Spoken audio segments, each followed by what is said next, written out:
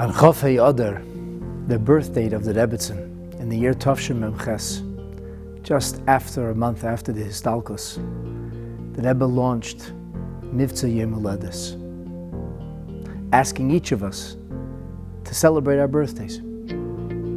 Less than a month later, on Achron Shal Pesach, at Mashiach Suda, the Rebbe returned to the subject. He said that because Pesach marks Yom Leidas Am Yisrael, or the Yom Huledes, the birth date of our nation, of Am Yisrael, it will be appropriate to return to the subject of celebrating, of marking and observing our own individual birth dates. The Rebbe mentioned the minhagim of Yom Huledes, that it's customary to add in all of the important areas of life, to learn more Torah, to daven with greater intensity, to give more tzedakah. And then the Rebbe said, and it's in an edited Sikha, Va'id v'gam ze ikar. The most important thing is that we have a farbrengen. And the Rebbe said that it should be, and it's italicized in the Mugadike, in the edited Sikha, the hisvadus shel simcha, a farbrengen that's joyous. It's not enough to just mark or observe a Yom Huledes.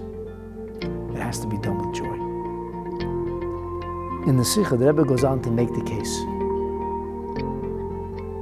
Why is it so important that this would be done with simcha?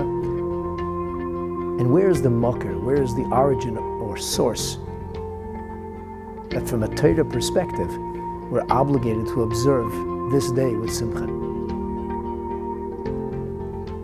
In the middle of Ois Gimel, the Rebbe suggests that there is a dugma, there is a paradigm for this in the framework of halacha.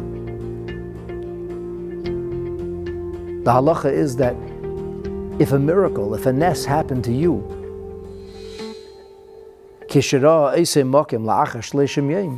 when you chance upon that place, if 30 days have elapsed, that it's a mitzvah.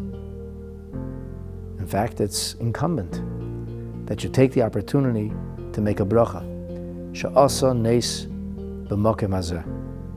And the Rebbe said, if it's important for us to thank Hashem for a miracle when we arrive in the particular or precise proximity where that nes occurred, wouldn't the same apply to Zman, to time? Kasher magia eisei zman. When that time comes, a person remembers what happened on this day. And as such, there's a paradigm in halacha for the notion of simcha, or a joyous farbrengen. The Rebbe's Metzayin, he cites Birchas Hanenin of the Alter Rebbe in the beginning of the 13th chapter. And he quotes, Kol yetze yireche shel ese adam. This applies not only to the person to whom a miracle might have happened, but all of the progeny, all of the children of that person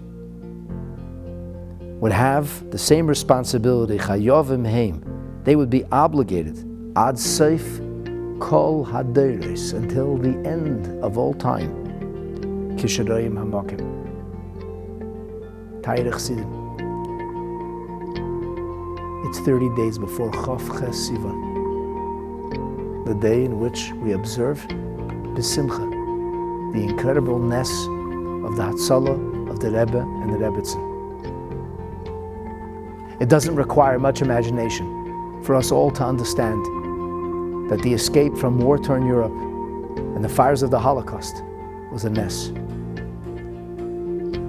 And if you look into the details, the nisim that occurred were astounding, including the Rebbe and the Rebbetzin booked for passage on a ship, and just hours before they board, the Frierdiker Rebbe sends a telegram telling them not to get on the ship, and they don't have another way out.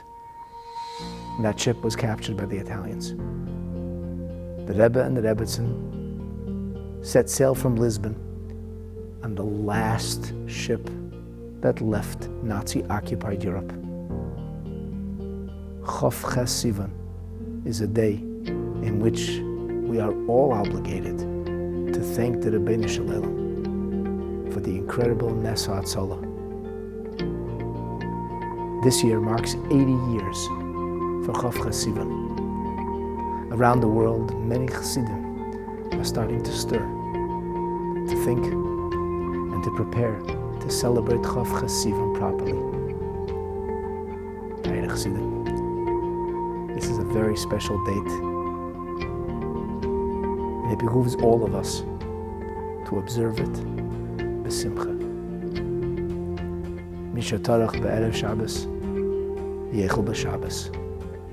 The only way that we'll be able to appreciate, observe and celebrate Chof Sivan properly is if we start to make the appropriate preparations now. Shloshim Yom Lefnei HaChag. This is our opportunity to thank the Eibishter for the nisim that happened by Yomim Oheim Bizman Hazeh, as we yearn Lidus Es Malkeinu to be reunited with the Rebbe Mirz Hashem B'mheira U'Biyameinu very speedily and in our time.